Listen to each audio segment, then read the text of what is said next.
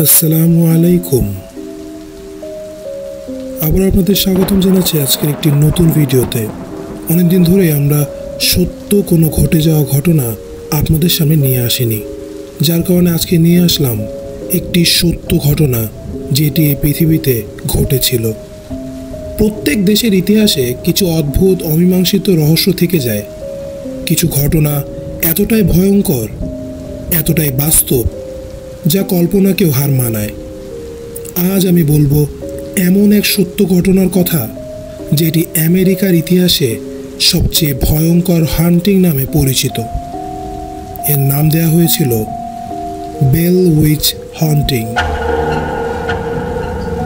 সব বিষয়ে জানতে গেলে ফিরে যেতে হবে 1817 সালে। 1817 সালের শরৎকাল। আমেরিকার টেনেসি অঙ্গরাজ্যের রবার্টসন কাউন্টি। চারিদিকে ফসলের ক্ষেত, ঘন জঙ্গল আর শান্তিপূর্ণ এক কৃষিজীবী গ্রাম। এই গ্রামে বাস করত জন বেল নামের এক সাধারণ কৃষক, তার স্ত্রী লুসি বেল এবং তাদের ছেলে মেয়ে। তাদের খামার বাড়ি ছিল গ্রাম থেকে একটু দূরে। চারপাশে ছিল গম আর ভুট্টার ক্ষেত। সেই বাড়িতেই শুরু হয় এমন এক ভৌতিক আতঙ্ক যা আজও আমেরিকার ইতিহাসে অমীমাংসিত রহস্য হয়ে গেছে। একদিন সন্ধ্যায় জন বেল খামারে কাজ করার সময় দূরে এক অদ্ভুত আকৃতি দেখতে পান।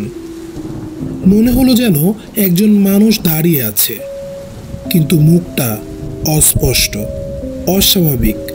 তিনি ডাকলেন, এগিয়ে গেলেন, কিন্তু মুহূর্তের মধ্যেই সেটি মিলিয়ে গেল। প্রথমে ভেবেছিলেন হয়তো চোখের ভুল, কিন্তু দিন কয়েকের মধ্যেই পুরো পরিবার এক অদ্ভুত অভিজ্ঞতার সম্মুখীন হতে শুরু করে। রাত গভীর হতেই বেল পরিবারের ঘরে টোকা পড়তে শুরু করে। প্রথমে দরজায় ছোট্ট শব্দ, পরে তা যেন জোরালো হয়ে ওঠে। চোখ মেলে দেখে বাচ্চারা চাদর নিজে নিজে টেনে নামানো হচ্ছে।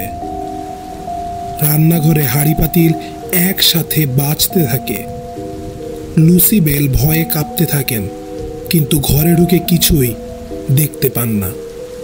প্রথমে পরিবার ভেবেছিল হয়তো চোর বা দুষ্টু প্রতিবেশীর কাজ, কিন্তু আসল রহস্য তখনও বাকি। কিছুদিনের মধ্যেই তারা টের পায় এটা কোনো মানুষ নয়, কারণ এই শক্তি শুধু শব্দই করছে না, বরং স্পষ্টভাবে কথা বলতে শুরু করে। এক ভয়ঙ্কর নারী কণ্ঠ শোনা যায়, আমি এসেছি, আমি এখানেই থাকব।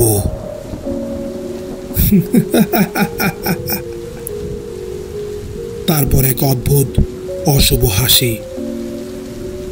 ঘরের বাতাস জমে যায়, পায়ের কাছে শীতল বাতাস বইতে থাকে। বেল পরিবার বুঝতে পারে এটা এক অদৃশ্য উপস্থিতি, যাকে তারা থামাতে পারছে না। এই কণ্ঠ শুধু পরিবারের কানেই আসেনি, একসময় প্রতিবেশীরা বাড়িতে এসে নিজেরাই সেই শব্দ শুনতে পায়। আত্মাটি পরিবারের প্রতিটি সদস্যের নাম ধরে ডাকতে থাকে। জন বেল যখন প্রার্থনা করতেন, তখন আত্মা হেসে হেসে গির্জার গান অনুকরণ করত। কখনো বাইবেলের শ্লোক আওড়াত, আবার কখনো অশ্লীল গালাগাল। বাড়ির ভেতরে আসবাবপত্র নিজে নিজে নড়ে ওঠে। মাঝরাতে দরজা নিজে থেকে খুলে যায়। ঘোড়ার গাড়ি উল্টে যায়, যেন কেউ অদৃশ্য শক্তি দিয়ে ঠেলে দিয়েছে। গ্রামের মানুষ ধীরে ধীরে সত্যিটা মেনে নেয়, কারণ শত শত মানুষ সেই বাড়িতে এসে কণ্ঠ শুনেছে। দরজায় টোকা দেওয়ার শব্দ তারা পেয়েছে, এমনকি কেউ কেউ অদৃশ্য শক্তির দ্বারা আঘাতপ্রাপ্ত হয়েছে। তখনই আমেরিকার ইতিহাসে প্রথমবারের মতো একটি ভুতুড়ে ঘটনার লিখিত সাক্ষ্য তৈরি হয়। সবাই এক বাক্যে স্বীকার করে, হ্যাঁ, কিছু একটা আছে যা কেবল বেল পরিবারের উপর আতঙ্ক নেমে এনেছে।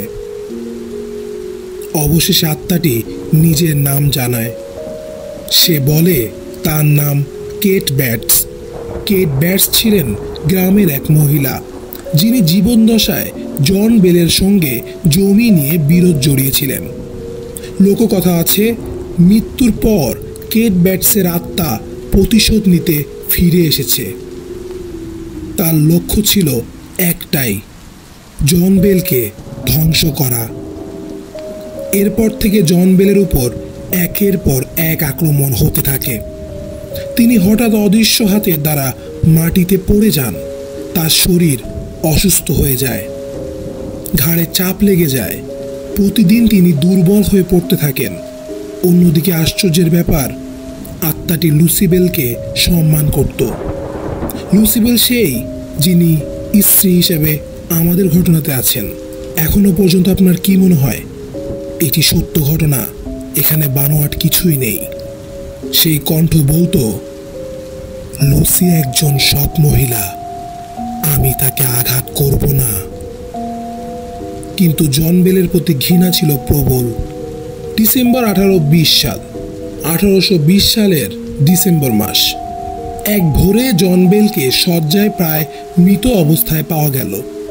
পরিবার ওষুধ খাওয়াতে চাইল, কিন্তু আশ্চর্যজনকভাবে সব ওষুধের বোতল খালি। সেখানে পাওয়া গেল শুধু এক অচেনা বোতল, ভেতরে ছিল কালো তরল। হঠাৎ সে ভয়ানক কণ্ঠ গর্জে ওঠে, আমি নিজেই এই ওষুধ দিয়েছি, এবার জন বেল মারা যাবে। কিছুদিনের মধ্যেই জন বেল মৃত্যুর কোলে ঢলে পড়লেন। পুরো গ্রাম অবাক হয়ে যায়।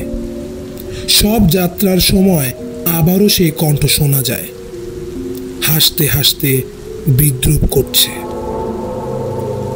জন বেলের মৃত্যুর পরও আত্মার উপস্থিতি থেকে যায় আরও কয়েক বছর। বাড়িতে আসা অতিথিরা অদ্ভুত কণ্ঠ শুনত, জিনিসপত্র উল্টে যেত। শেষমেশ আত্মা ধীরে ধীরে মিলিয়ে যায়, কিন্তু কেউ জানে না সে কোথায় গেল, আদৌ কি শেষ হলো কি না। আজও ইতিহাসবিদরা একমত, বেল উইচ হান্টিং হলো আমেরিকার সবচেয়ে নথিভুক্ত ভৌতিক কাহিনী।